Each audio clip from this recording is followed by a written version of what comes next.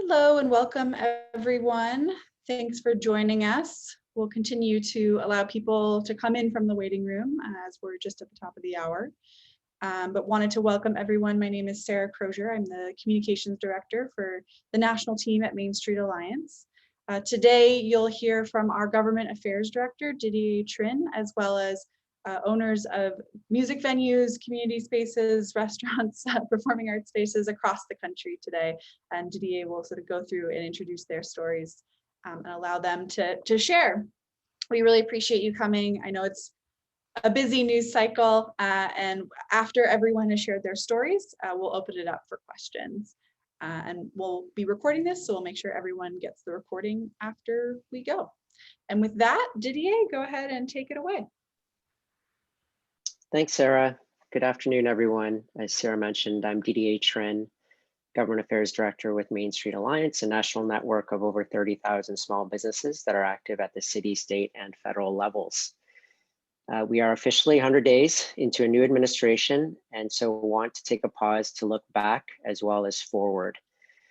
COVID-19 all but decimated our small business sector and put our community's beloved independent restaurants, bars, stages, and local neighborhood spaces in danger of disappearing altogether. These places often serve as more than just businesses. They are cultural institutions that shape the heart and soul of our communities. Main Street small businesses are the mainstay of our jobs, our economy, and our community life. They are also the most trusted institution in our country. Yet, even as we begin to turn the corner on the pandemic, over 1/3 of the country's small businesses are still closed, and small business revenue is still down over 26% and down over 50% for those in the hospitality and entertainment industries. You'll hear from some of those voices today. COVID-19 continues to present the greatest threat in generations to the country's more than 30 million small businesses, particularly businesses in Black and Brown communities, micro businesses, and businesses in rural communities. As a result, we have an opportunity to rethink entrepreneurship in the United States, focusing on support for the very small businesses that contribute opportunity, vitality, and equity to our communities. Main Street Alliance applauds President Biden and Vice President Harris for placing true small businesses at the center of the administration's Build Back Better agenda, including the introduction of both the American Jobs Plan and American Families Plan, both of which are needed to support small business recovery. Thanks to the generous support of Crown Royal, Main Street Alliance was able to stand up a special direct grant program to provide desperately needed financial support to small businesses. But we also knew a private fund would only be a drop in the bucket. In order to get real support at scale, we had to advocate for public policy solutions like the shuttered venues and restaurant revitalization grants that will save our local restaurants and bars as they come online, as well as organizing small businesses across all industries to push for additional unrestricted grant support at federal, state, and local levels. As we look back at the last 100 days, progress on vaccinations for COVID is absolutely huge for small business relief. We now also have an opportunity to rethink entrepreneurship, moving away from favoring mid-range businesses to focusing support on true small businesses, including micro businesses. The COVID crisis has revealed and exacerbated pre-existing barriers to capital for such firms, including small business redlining, usury credit rates and practices, and lack of other supports and technical assistance needed to launch and grow a successful business. As we look to the next 100 days and small business priorities, we want to center those needs. To truly build back better, as they say, it is important to create a system that has strong safety nets to address crises like COVID when they happen. To do this, we will need everyone to make a shared contribution, including corporations paying their fair share in taxes. With the rocky rollout of some of these new relief programs, as well as the collapse of the unemployment system in many states, it is imperative to also invest in government systems and agencies that can effectively deliver the programs that are necessary. One of the immediate next priorities we're very excited to see come forward is the Small Business Administration's Community Navigator program to better reach those very businesses that continually fell through the cracks during the pandemic. If you're interested in a deeper dive on small businesses' perception of the role of government and the opportunity for policymakers to support a thriving small business economy, we hope you'll join us for the launch of our Role of Government report next Monday. And Sarah will put the registration link in the chat now. Today, we'll hear from the recipients of the Main Street Relief Fund program, who will share personal experiences not only with the struggles of staying open during COVID over the past year, but also navigating the systemic challenges of the lending system, lack of investment in our care infrastructure, and more prior to the pandemic. Their stories exemplify both the importance of what's been achieved in the last 100 days, particularly the relief programs, but also what's still needed to move from rescue to recovery. And with that, I'd like to introduce our speakers. First, we'll be hearing from Rossi Martin, who is the owner of Spillway Bridge in Marion, North Carolina, and is the only live music venue in that city. We'll also hear from Tobi Parks, owner of XBK Live, a venue and community space in Des Moines, Iowa. And lastly, Dashiell Brody, managing partner of Friends and Lovers, a venue and performing arts space in Brooklyn, New York. So I'd like to turn it over to Rossi to tell his story. Good afternoon, and I'm honored to be a part of this program today. And I want to introduce myself. My name is Rossi Martin.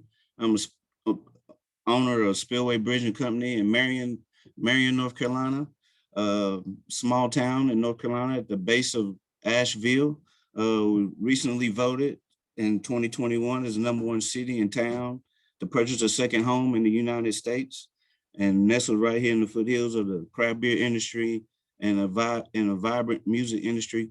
I was able to purchase a couple buildings in downtown Marion after retiring from the corporate world with FedEx, and moved home. This was my hometown, and I wanted to be a part of the revitalization of my hometown. And after the 80s and 90s with the textile industry, with the demise of the textile industry in my area, it was kind of a ghost town. And after moving back in 2015, I saw a craft beer scene, but didn't have music in my hometown, and thought I would bring that aspect and that experience to my citizens of McDowell County. And when COVID hit in March of 2020, I was shut down for a whole year. Just recently opened up in April at a small capacity.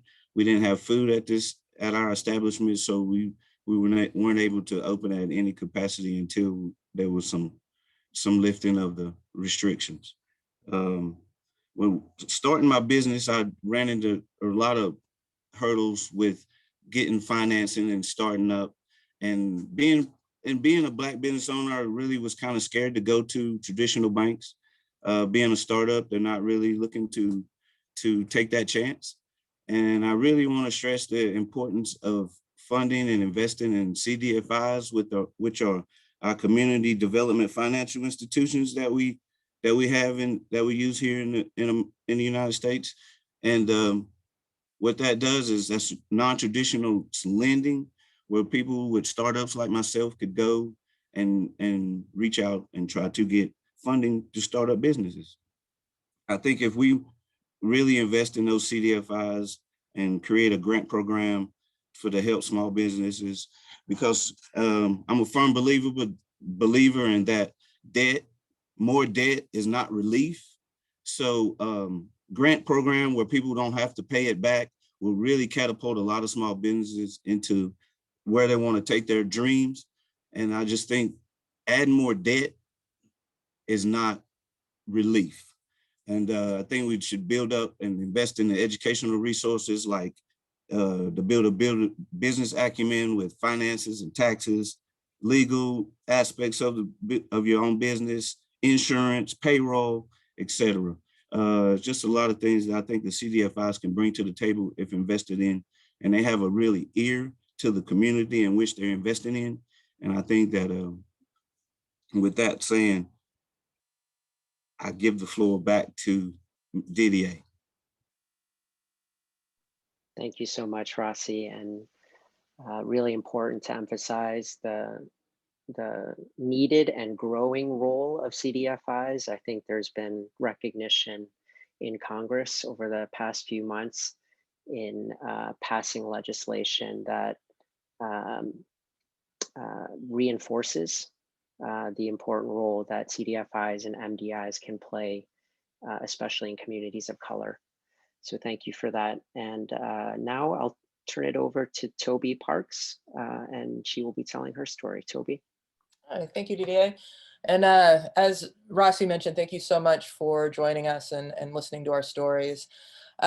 Similar to Rossi, I too relocated to Des Moines, Iowa in 2015 from actually Brooklyn, New York, hence the XBK, meaning ex-Brooklyn, the name of my business, XBK. You know, it's really interesting. My experience was, it was a little disheartening when I first started on the venture of opening XBK. One, I have an extensive career in the music business. I worked for a major record label for 13 years prior to moving to Des Moines. And one of the reasons, I think I'm going to sort of diverge slightly, but one of the reasons why we moved from Brooklyn to Des Moines, Iowa is one, around the ideas of the expense of what it is to, one, be an artist in a large city like New York, and what it means to be an entrepreneur in those cities. It's incredibly difficult with the rising rent prices, the rising cost of living. It's incredibly difficult. And so I've always felt that sort of the next stage of artistic explosion, if you will, is it's not probably going to be happening in these large metropolitan areas because it's cost prohibitive for a lot of artists and younger entrepreneurs to exist there. And so they're moving to towns like Des Moines to do exactly what I'm trying to do there. So that being said, I actually owned a property in Brooklyn, was able to sell that property, and bought a warehouse space in Des Moines, Iowa, where I opened XBK. What I found disheartening on my journey in getting the business open was, you know, I had bought a building, paid with cash, had the building as equity. And what I needed to do was find funding to do the renovations for the building, and went from commercial bank to commercial bank to commercial bank, and was turned down every time, even though the loan that I was seeking from the bank was effectively, I mean, it was almost the value of what the building is. And, you know, I'm not a banking expert by any means, but I was also at the time gainfully employed. I was still working for my employer from New York City. My wife was also employed. And, you know, we made, you know, collectively well into the six-figure salary range, but still could not get funding to do the renovations on that building until I brought on a business partner who happened to be an ex-executive at a large banking company. And he came on, and suddenly we were able to get the funding. Now, I understand that there's a lot of things that go into commercial real estate, and there are a lot of issues that are in banking that, again, I'm not a banker, so I don't fully understand the complexities of that. But I think that what I experienced is, you know, very similar to what Rossi was saying, is that one, being a person of color, going into a commercial bank, you're already at a disadvantage. One, you know, we live with a type of burden that when the world tells you that you're less than, it is hard to sometimes, you know, be able to find the strength and the courage to walk into a place and say, you know what, bet on me. And unfortunately, many banks are not doing that. Secondarily, when we go into the concept of the live event business, I think, you know, banks look at that as being inherently risky. It's not something, you know, that is, you know, it's not making widgets, right? It's about appealing to those in your community. And one of the big things that we wanted to do with XBK is actually make it a community space. We opened the venue in a lower income neighborhood. It's the most diverse neighborhood in Des Moines. It's a block away from Drake University. We had partnerships with the university, doing mentorship and doing internships and several other different kinds of programs that we were working with the university, and still it was fighting tooth and nail to be able to get the venue open. I think as well, there are a couple of other factors that work against minorities and particularly those of us that have the entrepreneurial spirit and trying to open businesses, particularly businesses in development and or venue spaces, and that a lot of the state and local laws are prohibitive to those that want to be community developers. And I'm sure Rossi, I would expect, maybe experience some of the similar things that I do when you go and you try to open a venue. And so you start going in and you have to, maybe change your zoning. There are code restrictions that are cost prohibitive for small folks like myself to manage. So as an example, for instance, we had to completely re-outfit the HVAC system in our, and upgrade it for the venue. Well, one of the other things that the city required as code was a mechanical screen to prevent people from seeing the actual mechanical unit on top of my building that nobody could see anyway. And the cost of that screen was $10,000. I am not a rich person. I'm just trying to do something for the community. And those types of barriers that we would run into step after step after step, that makes it really difficult for small business owners, and particularly small business owners of color, to be able to find the capital to meet all of those types of code requirements where large commercial developers can do it with ease. So I think that that's another, and it's a little bit off the beaten track with what we're talking about today, but I think that some of those things need to be addressed as well. In terms of XPK and how COVID affected us, our business, we opened in September of 2019 after a 3-year process, basically a year of trying to get funding and another couple of years of development of the space. We opened in September of 2019. We were open for 6 months and COVID hit. And we have been closed longer than we were ever open. And that is devastating after this 3-year process of opening a business, putting in what was my life savings, the investment that we had from the sale of our real estate in Brooklyn, into this business that was alive for 6 months and not being able to see any opportunity to get out of it. I knew that, or not to get out of the business, but to get out of the current crisis that we were in. And I knew from my initial experience that seeking funding from a traditional bank or a traditional outlet was going to be incredibly difficult for us, because we had already leveraged what we could to get the project developed. And so, as I think that folks of color tend to do, we got very creative in our ways of trying to make it through this crisis. One, I think that, I am fortunate enough that I've continued to, I'm also an attorney by trade. And so I was able to go back into practice and have another job and funnel that funding into my business and make loans to the business to get us through to that. Secondarily, there was the work that I've been able to do with the National Independent Venue Association and lobbying Congress for the Shuttered Venue Operators Grant Program, which is going to be, that really is the difference between a massive collapse of an entire industry, or that our industry making it out of this crisis. Going back to what Rossi's point was too, in terms of the CDFIs, they were a huge supporter of XPK in the beginning. It was one of the first seed funding pieces of funds that I could do to get our business off the ground. It was also funds that we got through the CDFI that also helped us make it through this crisis. Not to mention the grant that we received through the Main Street Alliance program. If it was not for those programs, we very likely wouldn't be here today. We're now beginning the process of reopening.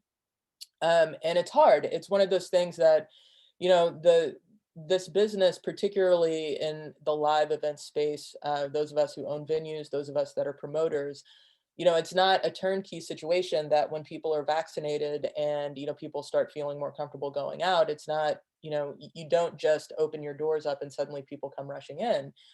It's a process, and it requires, the artists to feel comfortable getting back on stages. It requires the time for those artist agents to book the tours, to get them back out on the road. So even from the time of now where things are starting to reopen, our industry is still effectively at a standstill, because one, we've had this sort of state by state patchwork of reopening that's very complex for the live entertainment industry, because, I can be open in Des Moines, Iowa, and we haven't had COVID restrictions since early February in the state. I'm not saying most businesses have continued to adhere to federal standards, but the state on the state level, we could effectively have allowed as many people into our venue as we wanted.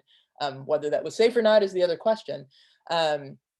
But what's happening in Iowa is different than what's happening in Minnesota and what's happening in Colorado and what's happening in Missouri. And for a market like Des Moines, we're very dependent on those other larger markets around us, because artists aren't dying to just get to play that one show in Des Moines, Iowa. They need that show in Minneapolis and they need that show in Denver, and we're the stop in between. And so until we can look at a strategy where we are open on, there's a more level playing field across the states in terms of reopening. I don't think that our industry is going to be able to get back to where it was pre-pandemic until we have a more national strategy around that. Secondarily, I think that we are looking at a consumer confidence issue. I think that people really do want to get out, and we've seen it. We've just started reopening in April, doing one show a week, and we're legally a 250 cap venue. We are now down to 54 is what we're doing. And we first started our series of shows, we really only started with 25. And then each week we noticed, as people became more comfortable, they saw the types of protocols that we were putting in place in terms of health and safety.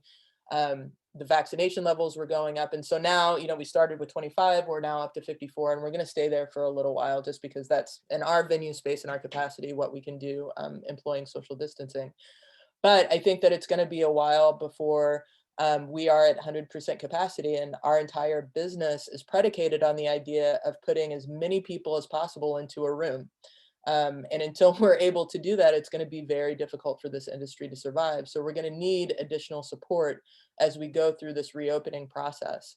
And so I think, looking at the next 100 days and getting out of this pandemic, I think, one, it's important that, we the SVOG program opened on Monday, and, everybody is very eager for that funding. We've been waiting for a very, very long time, but that's only the first step. I think that our industry is going to need this help, at least for the next year, until we're well out of this space. Because I think, particularly, again, as I said, when you're working in an industry that's reliant on cramming as many people into a room as you possibly can, we have to go, we're dependent on the lowest common denominator, right? So the first time someone gets sick at a venue and a concert becomes a spreader event, or there's an outbreak in a particular place, that's going to put our entire industry at risk again, because suddenly people are going to pull back, consumer confidence is going to go down. And so I think that we need the roadway, I think, to be able to effectively and safely reopen,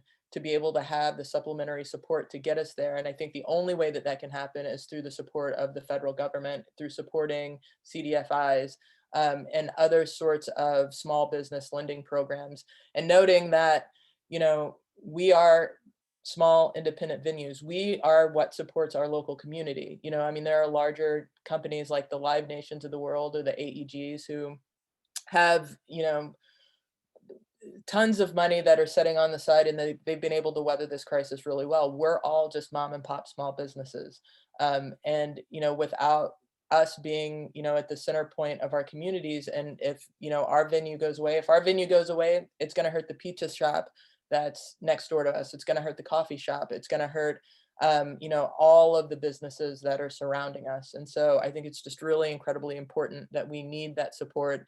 And, one other point, and I'm sorry, I've been speaking for a very long time, but one final point that I'll make is that, particularly in the live events industry, we need to diversify. I am a queer woman of color, and I can't tell you, there's only really a handful of us that are owners. And the only way that we're going to get out of the position that we're in and try to create more equity in this country and create more equity within our industry is ownership. And the best way that we're going to be able to find ways to elevate folks of color to be in ownership positions is through alternative means that may not necessarily be through the traditional banks, or at least maybe educating those in these traditional banks and getting them to understand that we are worth taking risks on as well. So with that, I'll turn it over to DDA again. Thanks so much, Toby, for that very comprehensive look back at your experience, and um, wanted to hit on where you started, which is the lending system. Um, we obviously have seen the horror stories of the first round of the Paycheck Protection Program, where really you could not get access to PPP support unless you had a pre-existing relationship with the bank. And I think your story speaks to that. And it was backed up, in fact, by a recent credit survey that is put out annually by the 12 Federal Reserve banks, which found that Black and Latino owned businesses who applied for non-emergency financing were less than half as likely as white firms to be fully approved. And in fact, Black-owned businesses with one or more employees were 5 times as likely as white-owned firms to get none of the PPP funding. So this just speaks to a larger systemic issue with the financial system, and something that has been exposed by COVID. So now I'd like to turn it over to Dashiell Brody, and he'll be sharing his story about their event space in Brooklyn. Thanks, Didier. Hello, everyone. Thank you for being here and taking the time. Also, thank you to Main Street Alliance. We appreciate y'all in a lot of ways. My name is Dashiell Brody. I am a managing partner and the director of programming at Friends and Lovers, which is a venue in Crown Heights, Brooklyn, New York. My partner actually founded the venue in 2014, and I joined her in the end of that year, and vested, so have become a partner over the years. But it was founded as a community-oriented live performance space dance club venue, kind of a hybrid concept. We really try to look at the community and see what the needs of our community are, as well as what the wants of our community are. We kind of saw a place in our neighborhood to open an actual performance space, an actual club where we could put on live events, have performances, touring acts, local comedians, and also, dance parties, a lot of DJs, touring DJs, local ones. And that was something that kind of was new to the neighborhood, or at least, did not exist at the time that we opened it. And beyond that, we kind of looked at what, our community needed in terms of, the issues and the problems that really affected our neighbors and our neighborhood. And we tried to help in a lot of ways, whether it was kind of hosting meetings for progressive causes, or having fundraisers, providing the stage to different youth programs throughout the neighborhood, so on and so forth. But over the last 6 years, we've had a really kind of, I'm sorry, let me backtrack a little bit. I just got called in. So over the last 6 years, it's been a challenge to at times to keep the doors open, but in 2019 we really started to hit our stride, had our most profitable year ever, and we're really looking forward to what 2020 was going to be like. Of course, the pandemic hit and everything stopped at that point. We kind of started to scramble to find ways to raise money digitally, to figure out how we could kind of keep our programming going. So we had live streaming events, we had Instagram live comedy shows, that kind of thing. It kind of hit to an extent. People started to get streaming fatigue, and it wasn't really at first people were very generous, and then as our patrons and supporters started to realize that this pandemic was going for a very long time, and their jobs and their incomes were not necessarily secure, that money dried up pretty quickly. And we were fortunate to get the first round of PPP funding, so we managed to keep some of our employees on and pivot to as I said, digital programming, but also we looked at the community and we said, what can we do right now to help our community? So we founded FNL Radio, which is a subscription-based online radio station through Patreon. That through the last year has supported a dozen of our resident DJs, providing a revenue stream every day. But we also helped found NYC Nightlife United, which is an emergency grant maker and advocacy group for the nightlife community in New York City, centering BIPOC and LGBTQIA owned and led businesses. Together with other leaders throughout the industry, we've raised over $100,000 to support performing arts professionals and institutions. We have provided 700 meals to industry people during the holidays. We have been focusing on working with groups like Backline to kind of explore ways to support folks that are dealing with mental health issues within our ecosystem. And we're just trying to find ways to really help our industry right now and also look at the big picture. Because, you know, as I mentioned before, it can be really a struggle at the best of times to run a business, especially in a market like Brooklyn, as Tobi alluded to. It's a really challenging place to have a business. And I think the pandemic exacerbated what existing issues we already had to deal with. You know, there are a lot of them, but one of the ones that is really challenging for small businesses all over New York City is the cost of rent. Generally speaking, it's almost impossible to be able to afford to, you know, open a small business and sustain it. It's possible in high vacancy corridors, but you know, if your small business does well to kind of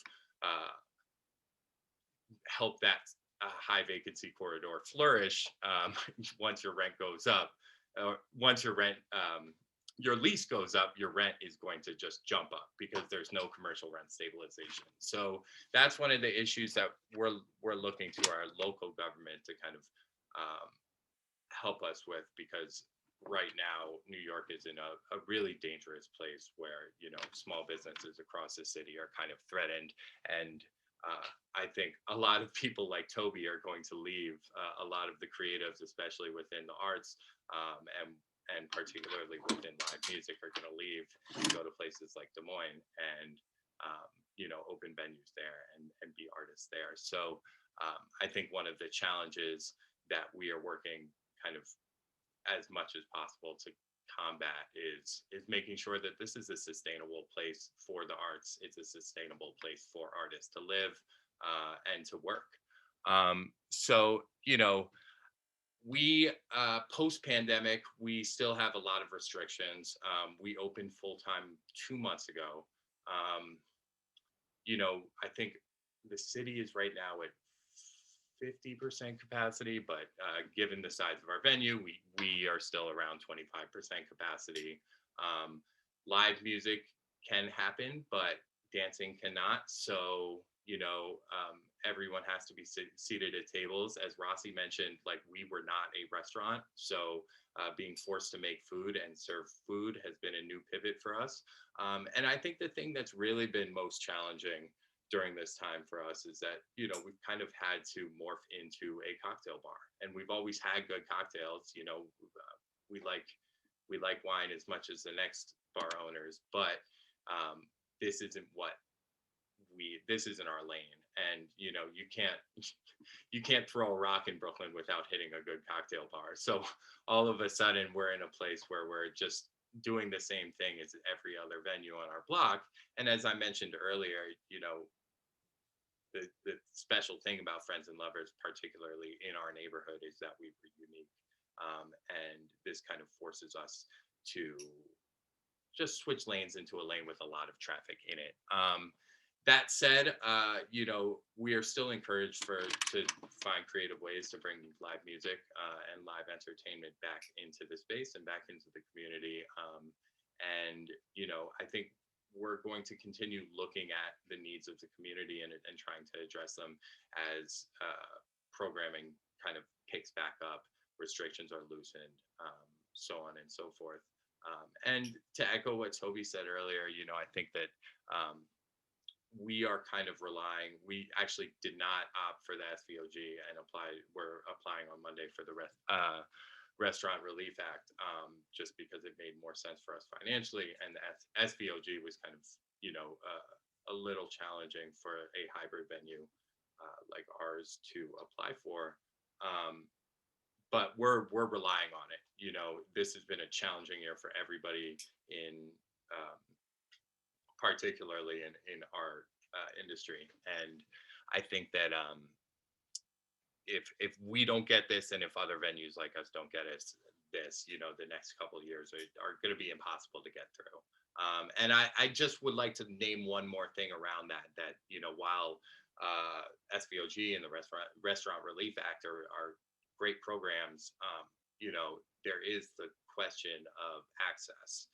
I think that there are a lot of folks that could be eligible for both of these programs that either aren't necessarily computer literate, or English is a second language or a third language, and they can't navigate these very challenging applications. And I think that there are different groups within NIVA is one of them, which is the New York chapter of NIVA, and NYC Nightlife United is another in New York. But there have to be ways to reach out to folks within marginalized communities and within immigrant communities to make sure that they have the support needed so they can apply for these funds as well. With that, I'm going to pass it back to you, Didier. Thank you all for your time. Thanks so much, Dashiell. It's really incredible to hear about the ingenuity that you all have put into adapting from a venue to a restaurant to a cocktail bar in an area that is already saturated, like you said. But the other aspect that you highlighted is the real threat of a mass exodus of creatives from an area that is fraught with all kinds of high costs. And so I completely agree in terms of access for both of these programs as they come online. I think there's a real need, as you mentioned, for something like a community navigator program to help small businesses that don't have tax experts and accountants to help them navigate these programs. There's also a compatibility issue. If you qualify for both, which one should you apply for? And then lastly, we all know that both of these programs will run out of money very quickly. So it's extremely critical that Congress plan to replenish both of these funds because the competition for the money is happening as we speak. So with that, thank you to all three for your incredible stories. I'm going to turn it back over to Sarah to field any questions. Thanks, everyone. And just to echo what Didier said, this has just been an incredibly powerful time to hear everyone's personal experiences. And I don't think that these are unique experiences. I think they exemplify a lot of the themes that we've seen even prior to the pandemic and that we need to look towards in the medium and long term as we look to create a more equitable economy coming out of this pandemic. With that, we're going to open it up to reporter questions on the call. Feel free to either drop a question in the chat, we can field it with your name and outlet, or raise your hand in the Zoom system and we can unmute you. But before, as you're thinking through your questions, I spoke with a few reporters before this call who are looking forward to the reporting and just wanted to start one off for the group.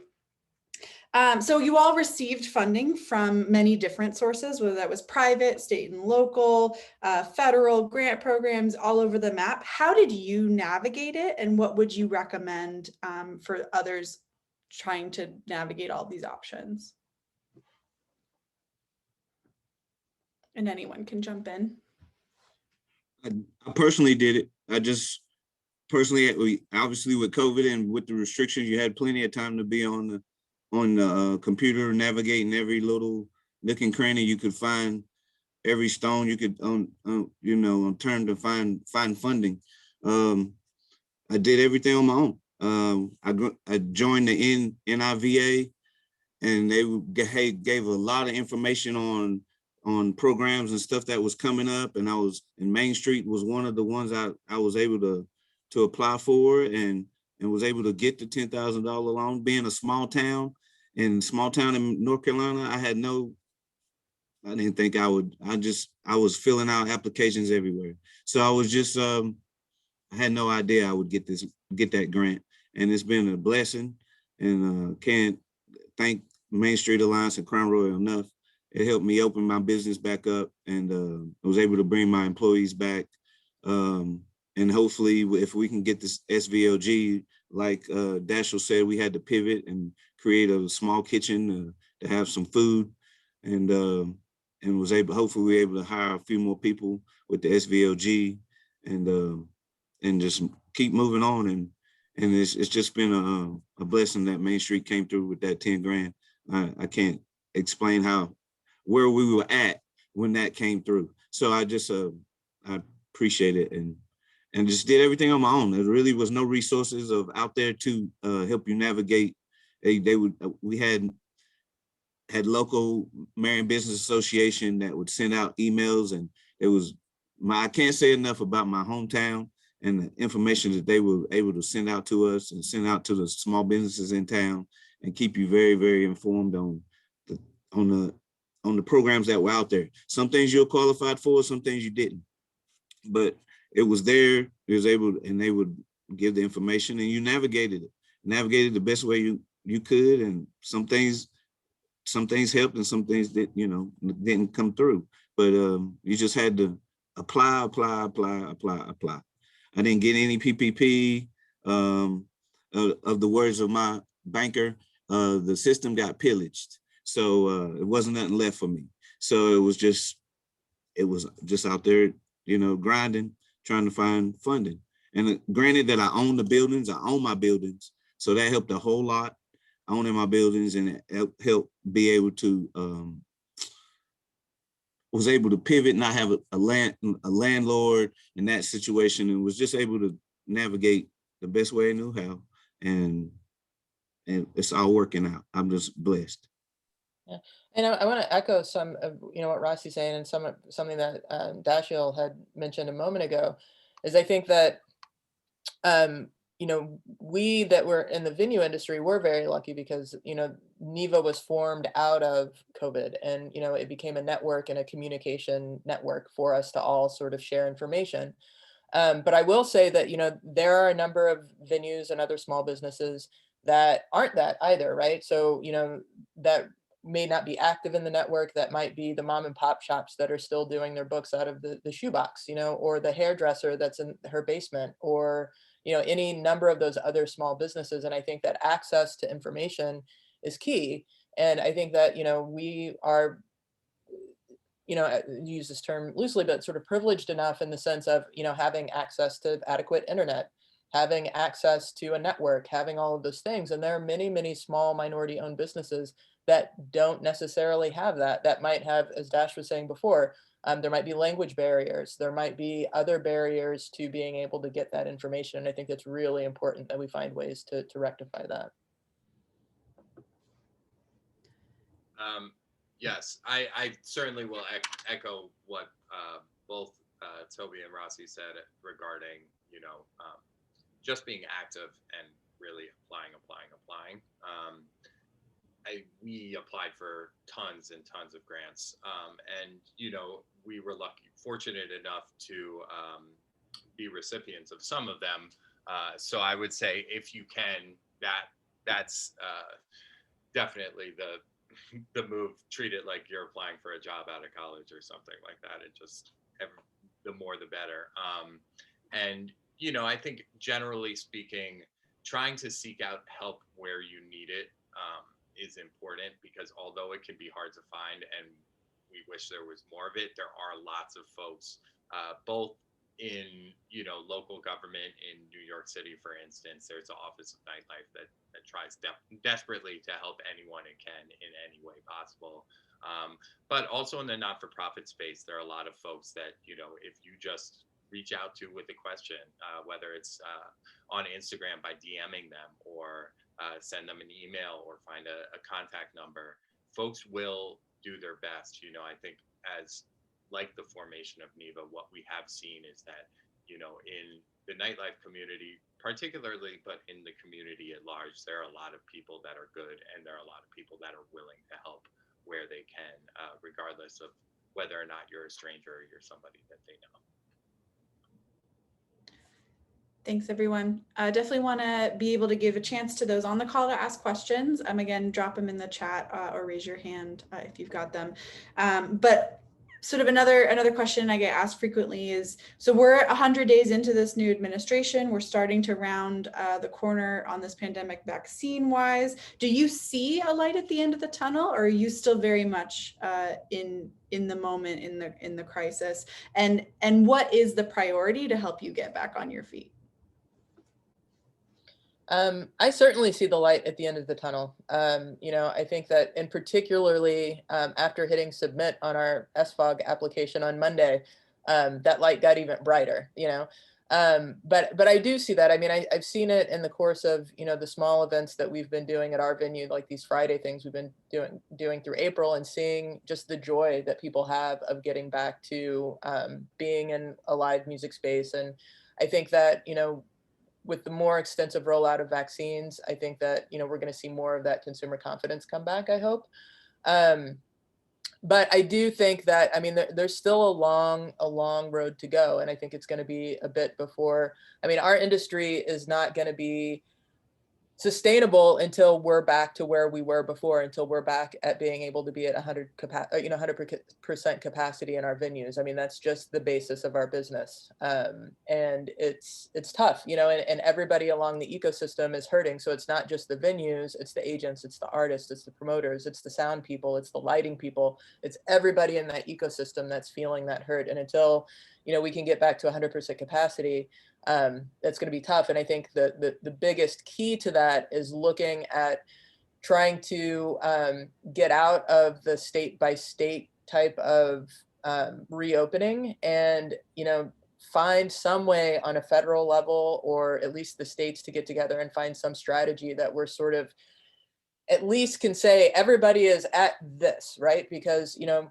the touring business doesn't work that way. You can't, you know, have one thing in Minneapolis and another thing in Des Moines and another thing in New York, and for it to be able to be sustainable. So that's the biggest hurdle, I think, is just consistency from state to state.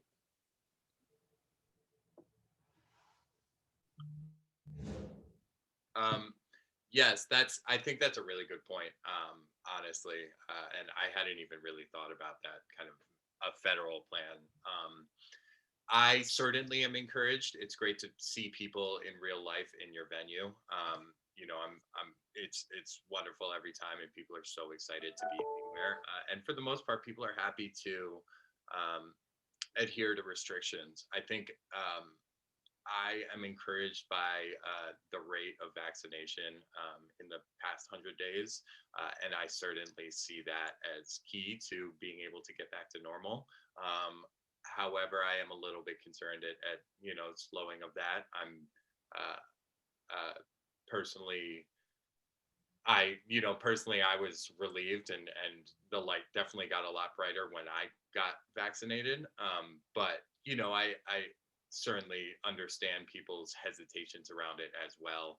And you know, I hope that we kind of get to a point where we reach herd immunity, and I am concerned that we don't get there unless vaccination rates pick up again. I definitely see the light at the end of the tunnel. And like Tobi said, hitting submit on the SVLG on Monday definitely was a light at the end of the tunnel. Just hoping in a train. But the response for being back and open on April 1st has been tremendous here at the Spillway. I cannot express the excitement. Tomorrow, the governor lifted the capacity to 100%. So like each state has different stuff. So I hear the issue there, because each state is different. And like, it has been very eye-opening to see the excitement of having live music, because we've had live music since day one, since first day we opened. So we've hit the ball rolling with the live music, and the response has been tremendous. And I just hope it continues.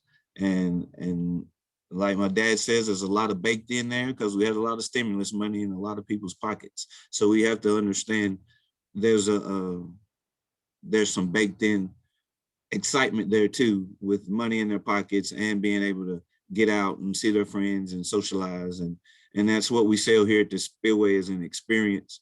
So if we can enhance the experience at any way possible, I think the people will continue to come out and support. And Marion, my hometown, is a very supportive town, so I don't see that changing at all.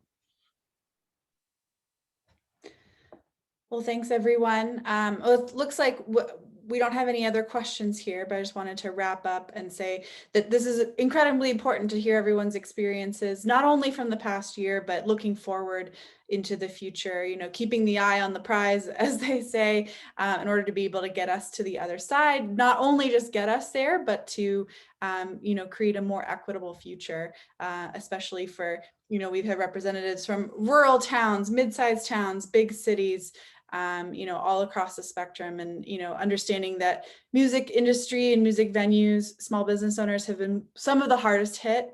It's important to continue to understand where those challenges lie, particularly in technical assistance and access to capital. Making that pivot from rescue to recovery, seeing the introduction of the American Jobs Plan and the American Families Plan gives us a lot of hope in understanding what kind of support small businesses can look forward to in the future. And with that, we will let you all go. Thanks to everyone for joining us, and we'll send out a recording after this call. Thanks, everyone.